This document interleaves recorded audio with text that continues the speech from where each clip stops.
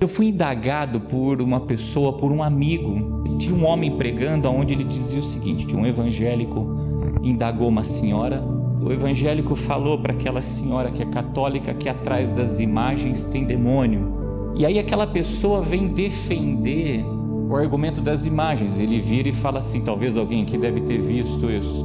Olha, quem está falando isso aí não sabe do que está falando. Que aí puxou textos e falou aqui, ó, Deus mandou aqui fazer um anjo com as asas em cima da arca da aliança. Deus mandou levantar um poste com uma serpente lá em cima. Então como que fazer imagem leva a ter demônio não atrás ali do meio? E por detrás de tudo aquilo você via que tinha uma astúcia, um poder de persuasão, aonde um engodo, como o pastor falou, aonde quem não tem discernimento das escrituras sagradas, a hora que ele é combatido com tal argumento, ele não sabe o que é, se defender. E é isso que eu gostaria de ensinar à igreja. E vai cortar mais um pouquinho, porque vai mexer em coisas na nossa vida que muitos têm o hábito de fazer, têm o hábito de realizar. E vocês vão ver que também não está fazendo para a glória de quem? Não posso deixar de falar disso, porque está tudo interligado. Vai dançar, dança para a glória de Deus. Vai fazer exercício, faça para a glória de Deus. E tudo que for fazer, faça para a glória. Vai fazer a obra de Deus, faça para a glória de Deus de todo o que? O coração. Olha o que está escrito em Deuteronômio, capítulo de número 4, diz assim, ó: guardai, pois, com diligência a vossa alma. Irmãos, quem não guarda com diligência, lembra daquela mulher que perdeu a dracma? Ela teve que acender a luz, varrer a casa e ter o que? Diligência. Quem não tem diligência perde o que? A dracma. E a alma nossa é uma o que? É uma dracma. E isso é sinal de que a luz estava apagada, que a casa está suja, aos copos. Está tão preocupado com o exterior do copo e o interior Deus estava olhando e falando, está o que? Sujo. E copo é um vaso, né? Qual que é a diferença? Você bebe água num copo sujo, ao escândalo. Aí vai querer vir servir a água. E o copo, que é o corpo, tá o quê? Sujo. Vaso rachado, Deus o quê? Não usa, vai consertar. Aí Deus vem e começa o quê? A usar de novo para a glória do nome dele. Olha lá. Guardai, pois, com diligência a vossa alma, pois semelhança nenhuma viste no dia em que o Senhor vosso Deus em Horebe falou convosco do meio do fogo. O que não viu? Semelhança do quê? Semelhança nenhuma vistes no dia em que o Senhor vosso Deus em Horebe falou convosco no meio do fogo, para que não vos corrompais e vos façais alguma escultura, semelhança de imagem. Aí tem uma tradução que vai falar aqui, ó, figura de homem ou de mulher, ou macho ou fêmea, figura de algum animal que haja na terra, figura de alguma ave alígera que voa pelos céus, figura de algum animal que anda de rastros sobre a terra, figura de algum peixe que esteja nas águas debaixo da terra, e não levantes os teus olhos aos céus e vejas o sol e a lua, as estrelas, todo o exército dos céus, e seja impelido a que te inclines perante eles e sirva aqueles que o Senhor teu Deus repartiu a todos os povos debaixo de todos os céus. Eu vou resumir isso aqui para ficar fácil esse texto. Deus, ele fala de escultura e ele fala de imagem. Imagem eu posso fazer num pano, num retrato, numa fotografia, posso fazer em formato de gesso, posso fazer no que eu quiser. Aí ele está dizendo assim para mim e para você: vai fazer a imagem de um homem, de uma mulher? Se não elevar os meus olhos aos céus, porque o que tem nos céus? Olha lá, ó. Último versículo: e não levante os teus olhos aos céus e vejas o sol, a lua, as estrelas e todos os exércitos dos céus. Vou fazer uma imagem disso? Vou. Qual que é o propósito? vai fazer eu elevar meus olhos para os céus? Vou fazer uma imagem de um peixe, vai elevar os meus olhos para os céus? Vou fazer uma imagem, como ele coloca lá, né, de qualquer outra criatura dessa terra de viventes, vai elevar os meus olhos aos céus? Presta atenção, olha qual é o propósito que Deus permite eu e você fazermos uma imagem. O primeiro lugar que ele fala, ou vai ter que levantar os nossos olhos aos céus e vejas o que, irmãos? O sol. O que o sol simboliza nas Escrituras? Olha o que está escrito em Salmos, capítulo 84, versículo 11. Porque o Senhor Deus é um... então tem que botar os olhos no Senhor. Eu vou olhar para aquilo vai me arremeter a lembrar de Deus.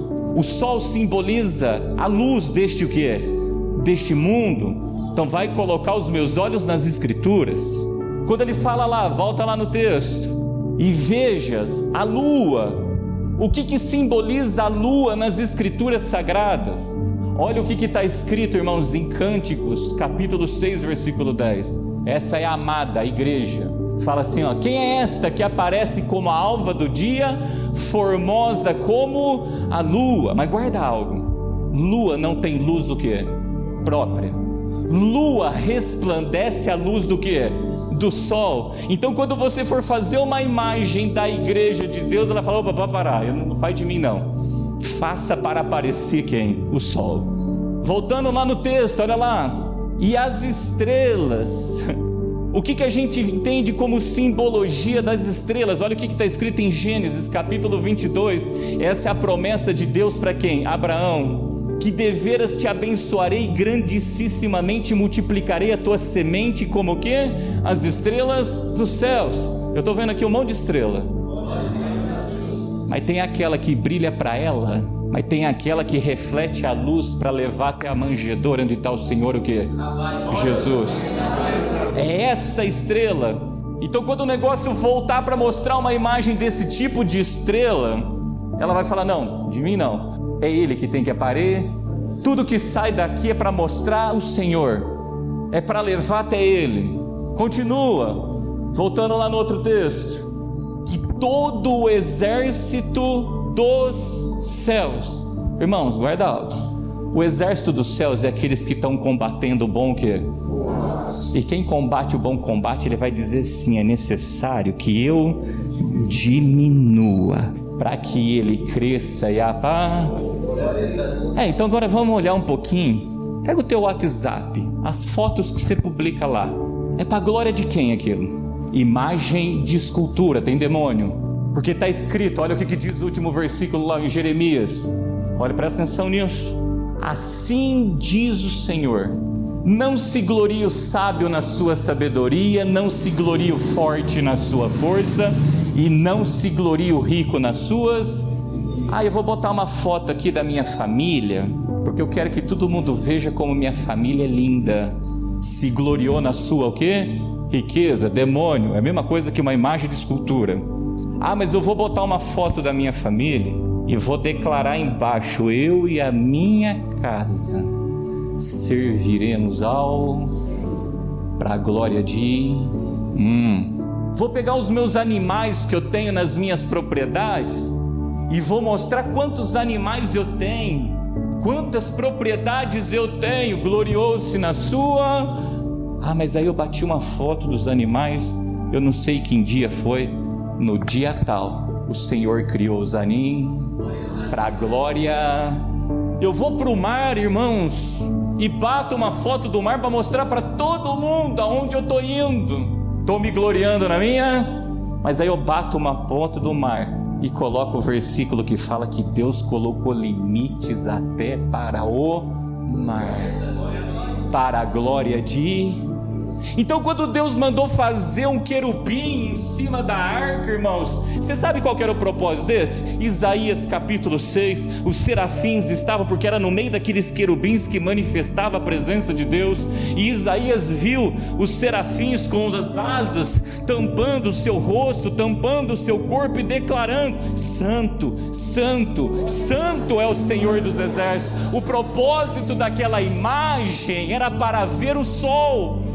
Quando Deus mandou levantar, irmãos, um madeiro, onde estava pendurado uma serpente, a gente vai ler lá no Novo Testamento, Jesus falando, assim como foi levantado no deserto a serpente, assim é necessário que o Filho do Homem padeça na cruz do Calvário. Era para botar os olhos em quem tinha que colocar, irmãos. Aí o homem vai lá e canoniza uma pessoa e fala, essa daqui virou um santo. E a Bíblia fala que há um só legislador.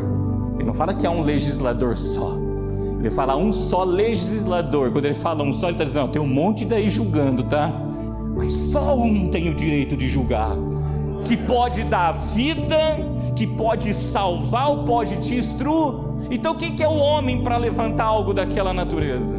Se Jesus quisesse que a sua imagem aparecesse, irmãos, a gente ia ver um monte de imagens assim, retratos fiéis. A Bíblia estaria aqui, a fotografia o quê? Dele. Então, irmãos, presta atenção, buraco é mais o que? É sim o que? Eu fiz uma imagem de escultura, eu posso pôr aqui dentro da igreja uma imagem de escultura? Posso, irmãos? Qual é o propósito? Quem olhar para ela vai elevar os olhos delas aonde?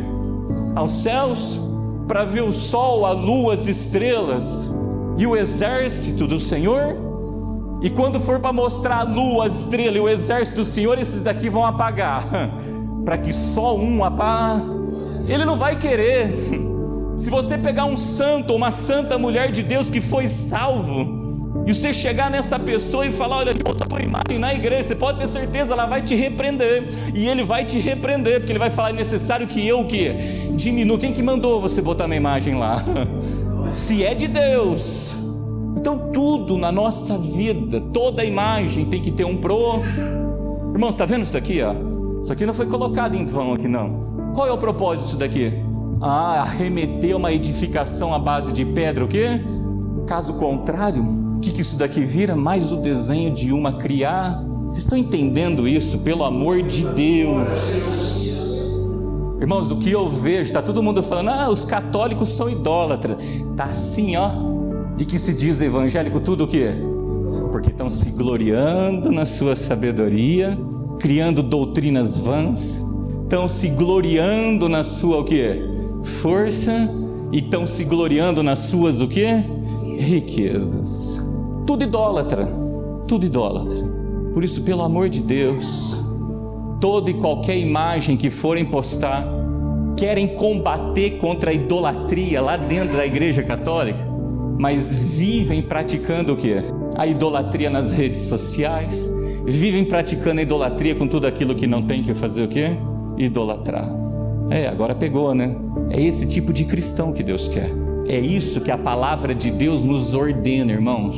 Por isso que quando aquela pessoa chegou e ele argumentou que ele queria guerrear contra a idolatria, ele não tinha o que? Argumento, sabe por quê? Porque não conseguia dividir o quê? O reino, porque para ele dividir aquele reino, ele tinha que praticar isso que está sendo o quê? Ensinado. Se for postar uma imagem, se não for para a glória de Deus, não o quê? Pastor, e no meu trabalho, como é que eu faço? Eu preciso vender os meus negócios. A Bíblia diz que a gente vai viver do suor do quê?